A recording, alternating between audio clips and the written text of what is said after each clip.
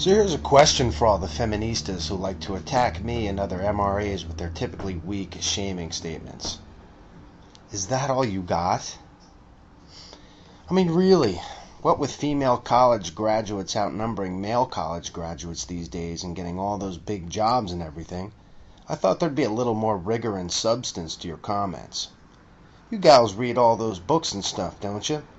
What's the matter? Didn't get enough ammo from Naomi Wolf back there in that alma mater of yours? Too busy shopping to formulate any independent ideas? Hell, I thought the world of debate between MRAs and feminists would be an okay corral of ideas and exchanges. What a letdown. I mean, really. What a loser, LOL. You must not get laid. You don't know what a real man is. Another male with anger issues, huh? Honestly, ladies, you need to retreat and sharpen your swords a little. MRAs are not like other guys. We know how the female shame game works. We won't back down in order to gain your approval and make the shaming comments stop, because we don't need your approval. And, quite frankly, we think your comments are kind of funny in a revealing way. But I tell you, I am getting a bit starved. I'm starved for a woman of vision who can bring a real smackdown to this fight. Someone who's forged her own path and not given in to ideological tripe and PC rhetoric.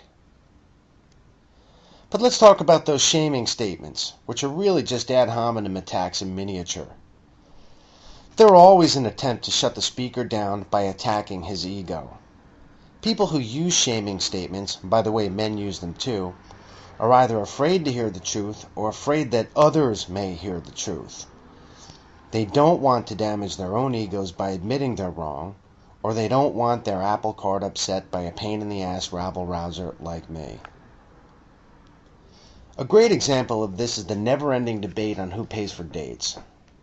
When I express my views that women should pay their own way in the dating ritual today, I often get responses in the way of shaming statements.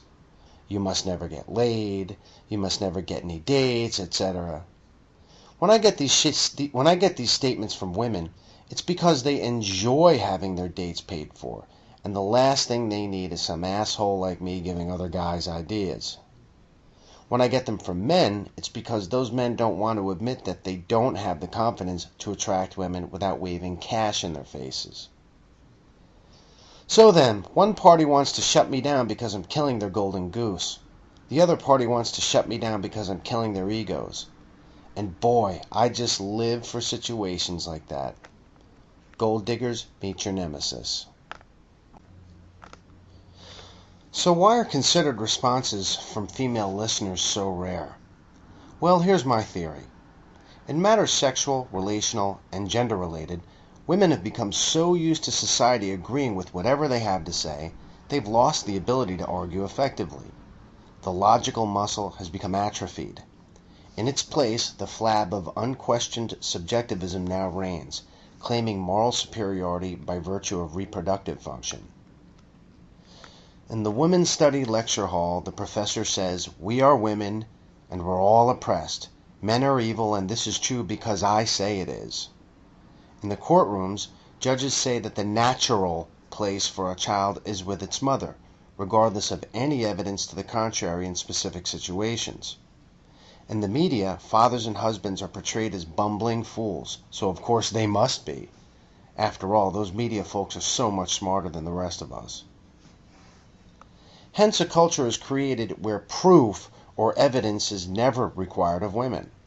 Women are morally superior to men because, well, they just are, and men are icky anyway. It's no wonder most women, and not just card-carrying feminists, react with horror when a man stands up and says, "Wait a minute, something's not quite right here." A man must understand that merely having a contrary view to women when it comes to relationships or matters of gender is a violation of what most women consider their birthright. And so the usual comments from women ensue. Raunch culture edicts, bland mythology, accusations of misogyny, high school level shaming tactics. But you can only blame women so much. They're operating on the level they've been taught to operate on, and well, it's worked for a very long time. Why fix something when it's not broken? But it is a shame to waste that muscle, isn't it? It's kind of like owning a BMW without an engine. So perhaps I've been a bit naive. Since women as a group are apparently more formally educated than men, I expected a lot. Still, I have high hopes. Maybe there's a detractor out there who can run with the big dogs. In conclusion, if anyone is offended by what I've said here, I'll leave you with a quote from Ayaan Hirsi Ali. Avoiding offense means that we don't accept each other as equals. If any of you gals out there have never heard of this woman, who happens to be one of the greatest female minds of the past 50 years, at least in my opinion, you need to hit a bookstore or a library. Go ahead. It won't hurt too much. See you next time.